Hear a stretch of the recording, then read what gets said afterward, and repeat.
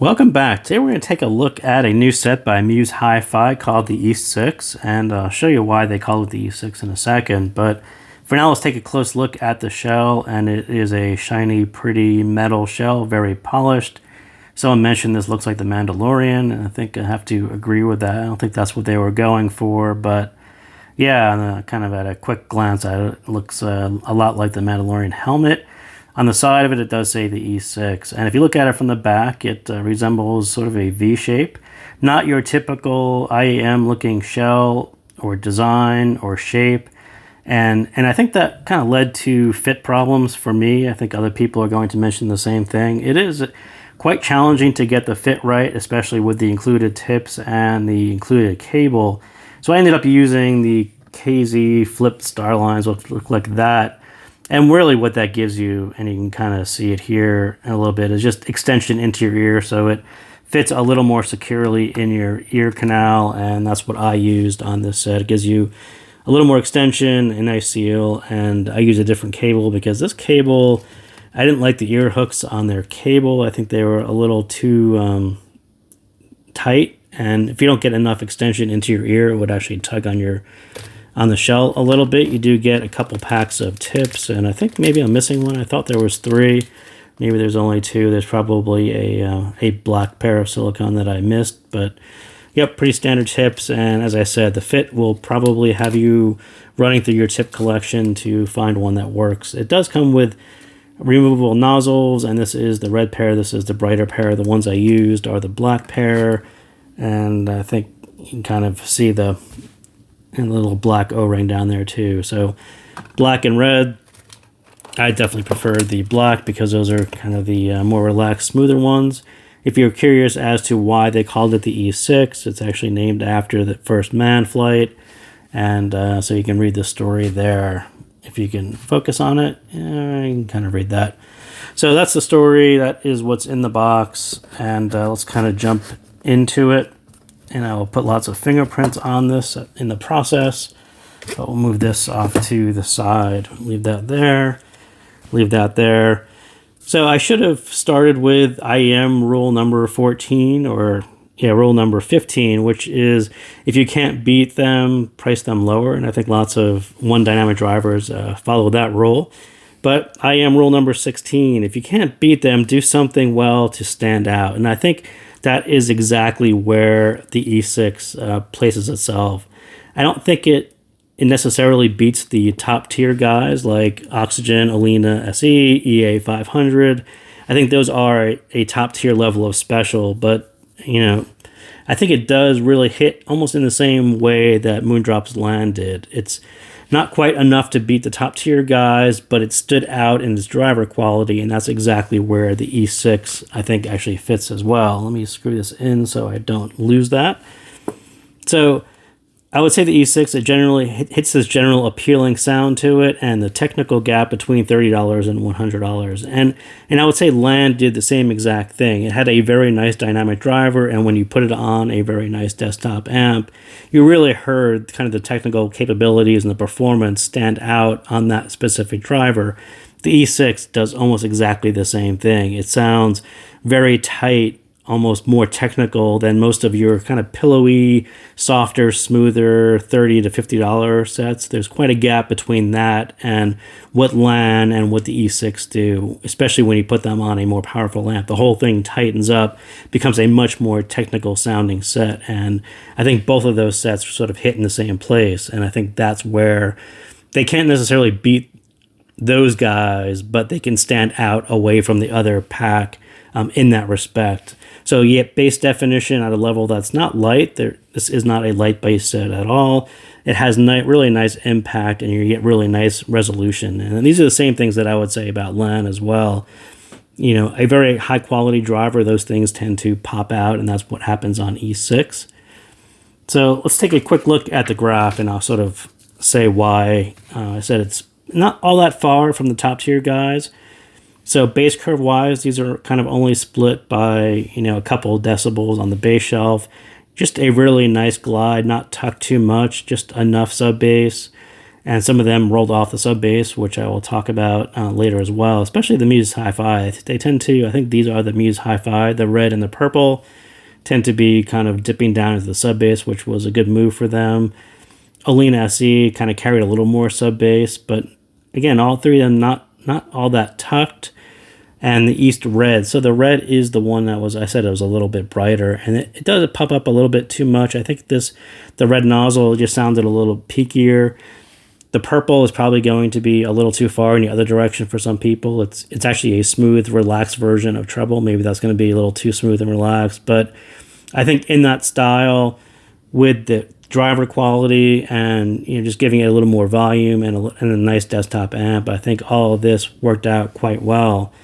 So not all that far. You can kind of see they weren't all that far from the other top tier set. So yeah, maybe they're going for their own flavor on those, or maybe it just happened to be that's what the driver did. But yeah, not as far as a signature wise, not all that far from a bass boosted, a little more relaxed version of Harman, and then trying to pull off as much extension as you can. You can kind of see that the red and the purple didn't quite do the same kind of extension that the others did. And I think that we'll talk about that a little bit later as well. So I wouldn't say this one is source picky, but the source might work better than the nozzles for adjusting sound and mood. So as I said, if you have a flat source, everything sounds very tight. You get a very nice taut drum sound. If you have a warmer source, it takes on kind of a more warmer, softer, less power, kind of warmer. It'll sound a little more mid-bassy, a little bit looser, a little bit more fun. And I think just moving from sources tends to give you more of a change, and the nozzles give you a change, but I wouldn't say that having a peaky red nozzle was something that was desirable for me anyway. So with the black nozzle, treble tilted down, like I said, this more relaxed version, and the purple, which is the black nozzle, so same amount of bass, but tilt the treble down a little bit. That tends to reflect more on your source. So especially when that treble is tilted down, warmer sources are going to be a little more noticeable because there isn't a bright treble kind of overriding it. So you tend to pick up a lot more of the mid bass with that treble level the way it is. So do pay attention. I wouldn't say that it's picky at all, but it will very much absorb whatever your source is picking up and reflect it back, especially in the bass quality and the style of bass that it gives you. And as I was talking about, the fit and the tips, very picky for me. It feels really shallow in your ear, and a cable with tighter ear hooks like the one they shipped with immediately tugs on the shell. So I went with the flipped KZs, which is these guys, and really to get it to just stick into my ear and to get it to stay in place. So sound, it's sort of middle of the road, everyday carry sound. I wouldn't say it's too bassy, it's not too bright, it's very kind of middle of the road. Not all that far from a Harman middle of the road style sound, just a little bit more relaxed. Not too much, not too little. Again, as I said, it's a little more relaxed than what some of the other top tier sets might be. But bass, I think this mid-bass emphasis is what's actually most noticeable. And it doesn't really look all that noticeable here, but when you roll off the sub bass and this part takes on a more powerful, taut feeling. The dynamic driver is really tight. And just to hear the impact in the bass definition here without having a lot of sub bass clouding it up or softening it, you get that really, I think it is a top tier style bass, the way it hits and the definition and some of the textures that you can get out of it, because there isn't a whole lot of boom or bloat at all to really cloud it. So you get a lot of clarity in the bass, and I think they did that very, very well. I think part of it can vary quite a bit on your source, but it's really where you hear that amp scaling is in the bass definition, and it works really well right into the mids. For me, it was the standout part. And I would say the same thing about Len. It's that tightness and that quality that you get that at the lower level, at the $30 level, where you get more of a pillowy, softer, more sub-bassy sound, to hear what bass sounds like with more impact and more definition, and, that is definitely a more expensive sound, and I think they did it quite right. I think this one is just a little bit of a long arc, just added enough mid-bass and dipped the sub-bass so it sounds cleaner, less clouding in the mids, and almost no boom or bloat in the background, which is what really works well on E6. Just a little bit of mid bass. It's like a source sponge, and it will kind of boom out on you. So if your source happens to be a little bit more warmer, I think that will actually, you'll hear that pop up really quickly. It'll be very noticeable when you hear that mid bass boom out a little bit. So I noticed it right away on some of my headphone amps, and it's a fun sound, and it's a little bit looser, but it wasn't what I would say. It wasn't enough to stand out. I think the other side of it, hearing the taut, tight bass drums, I think that's exactly where I think this one stands out and does well. Mids, not far from reworking Harman. Like I said, it's more, this one, especially with the black tips, much more of a relaxed Harman, and you get a little bit more body from the mid bass, less treble, deeper vocals, and not really making the mistake of over-energetic pinna. So the red one, maybe that's a bit over-energetic, but the black one is definitely not. So it's just a decent compromise between low volume, and if you want to listen to it at low volume, you'd probably need the red tips, and sounding bright enough. And again, they kind of relax the bright one, so it's just enough treble to kind of get the mids to be right where they should be. Again, not too much, not too little. That's sort of the theme on this one. Again, the bass is setting up that black background, transparent mids. So you listen closely on your more powerful sources. And again, I'll talk about this long arc a little bit. So when you're hearing the mids and you're hearing the black background through it, typically on some of the $30 sets and the lower price sets, you're hearing some of those guys have really big sub bass, and you get this persistent, fuzzy sub bass out in the background, and that's what you hear through the vocals. And then you get a set like this, which arcs off the sub bass, and it just brings it slightly down below, so you can't hear it through the mids, and you end up with this very, very nice, transparent, almost 3D-like sound, and quite well done on this set. And I don't know if that was intentional, but someone had a pretty good ear for that style, and just getting this down just enough so your mids were super clear and clean and articulate, and you could hear the black background through it. It's very, very well done, and I'll probably say I will like this set more than most people for that very specific reason. So, yep, black background, listen closely. Warmers will definitely fill that background with a little more fun bass, like I was just talking about, if that's what you want as well.